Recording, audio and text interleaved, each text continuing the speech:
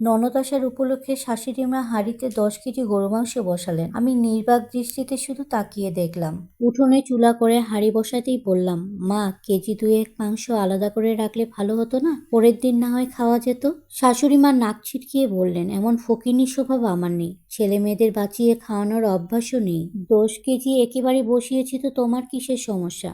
মাংস কি তুমি কিনেছো? আমি কোনো জবাব দিলাম না। আগের মতোই ঘরের দরজা ধরে দাঁড়িয়ে রইলাম। মাংস আমি কিনিনি ঠিকই, কিন্তু টাকাটা আমার স্বামীর ইনকামের, আর সেই টাকায় আসে কত কষ্টে। তা কি কেউ বোঝে?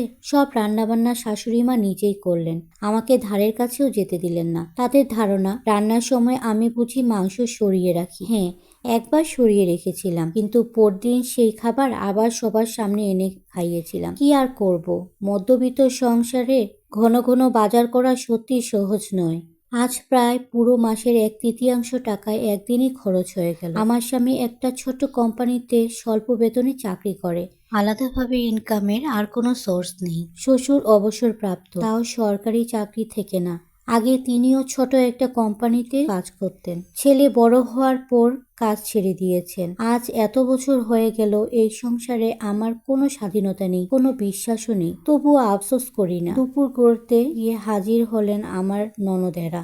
মোট 3 জন, তাদের সন্তানাদি আর শ্বশুরবাড়ির লোকজন সাথেও এসে। সাধারণত এসব আয়োজন উৎসবে হয়, কিন্তু এই বাড়িতে মাস না যেতেই পুরো ফ্যামিলি এনে খাওয়ানো হয়। কারণ মেয়ের শ্বশুর বাড়িতে সম্মান থাকবে, একে সবাই ভালোবাসবে। অথচ আমার বাড়ির মাত্র 3 জন মানুষ। শাশুড়ি মাকে নিজের ইচ্ছায় কোনোদিনও দেখলাম না ফোন দিয়ে খোঁজ খবর নেয়ার। দাওয়াত তো দূরের কথা, এই নিয়ে আমার স্বামীরও কোনো মাথা ব্যথা নেই। কারণ শ্বশুর বাড়ির লোক বলে কথা, তারা তো পোর, আর ওরা তো হলো মেয়ের বাড়ি। আজ দেখলাম আমার মতো শাশুড়ি মা নিজেও হাঁড়ি থেকে মাংস সরাচ্ছেন। ভাবলাম হয়তো পরদিনের জন্য, কিন্তু না, সবাই খাওয়া শুরু করলো।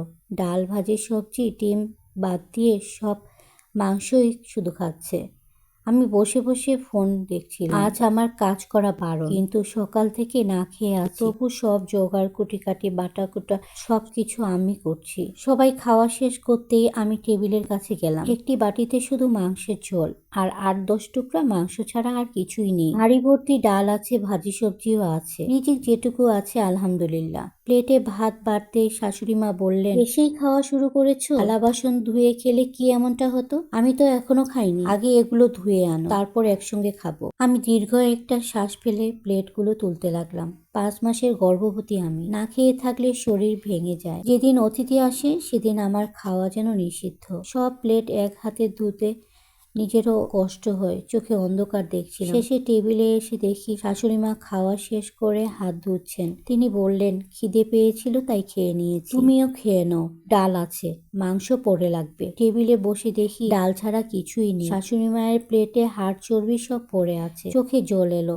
মনকে বুঝালাম বাড়ির বউদের সব মেনে নিতে হয়। ডাল ভাত তো খারাপ, কিন্তু মন তো মানে না। সব পরিষ্কার করে ঘরে শুয়েছি, এমন সময় স্বামী এলেন। মুখে তার তৃপ্তির হাসি। ভাবলাম সে একটু হলেও শান্তি মতো মাংস দিয়ে তো খেতে পারবে। ডাইনিং এ গিয়ে প্লেটে ভাত খোলার পর মাকে বললাম, মা, আপনার ছেলে খাবার চাইছে, মাংস কোথায়? এই কথা শুনতেই বড় ননদ বলল, মা, মাংসটা খুব টেস্ট হয়েছে, বাসায় গিয়ে রুটি দিয়ে খাবো। শাশুড়ি মা বললেন, তোদের জন্য আলাদা করে রেখেছি, আরিফকে ডাল দিয়ে আর 1 পিস ডিম দিয়ে দাও।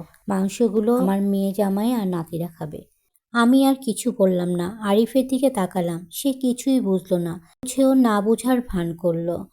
আমি চুপচাপ ডাল ডিম তার প্লেটে সাজিয়ে দিলাম। সে খেতে বসলো হাসি মুখে। রান্নাঘরে ফিরে এসে হাঁড়িটার ঢাকনাটা আলতো করে তুলে দেখলাম মাংস আছে, অনেক আছে, কিন্তু ওগুলো আর আমার জন্য না, বা তার ছেলের জন্যও না। ওগুলো কারো মেয়ের সম্মান, কারো জামাইয়ের আপ্যায়ন, কারো মান রাখার হিসাব। আমি দরজার পাশে বসে পড়লাম। 5 মাসের গর্ভের ভেতরে বাচ্চাটা নড়ে উঠলো। হাতটা পেটের উপর রেখে ফিসফিস করে বললাম, বাবা, মা, কষ্ট করো না, তোমার মা আজ ডাল ভাত খেয়েই বাঁচতে শিখছে।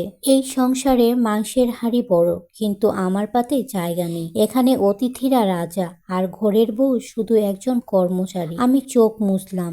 আজ আর কাঁদলাম না, কারণ বুঝে গেছি এই বাড়িতে আমার ক্ষুধা নয়, আমার নীরবতাই সবচেয়ে দরকারি। কিন্তু মনে মনে একটা কথা পরিষ্কার হয়ে গেল, একদিন আমার সন্তানকে আমি ডাল ভাতে বড় করলেও অবহেলায় বড় হতে দেব না। সেদিন যদি এই বাড়িতে কেউ বদলায় ভালো, না বদলালে আমার চুপ করে থাকাটাই শেষটা সেদিনই শুরু হবে।